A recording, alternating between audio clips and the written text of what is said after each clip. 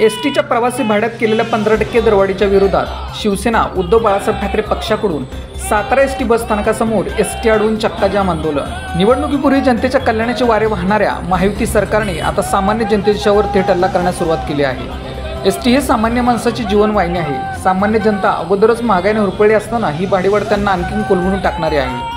महाराष्ट्र राज्य परिवहन महामंडळाने प्रवासी भाड्यात 15% केलेला दरवाढीचा निर्णय तातडीने मागे घेण्यासाठी शिवसेना उद्धव बाळासाहेब पक्षाकडून सातारा एसटी बस स्थानकासमोर एसटी अडवून चक्काजाम आंदोलन करण्यात आले। यावेळी शिवसेनेचे जिल्ह्यातील सर्व पदाधिकारी उपस्थित होते।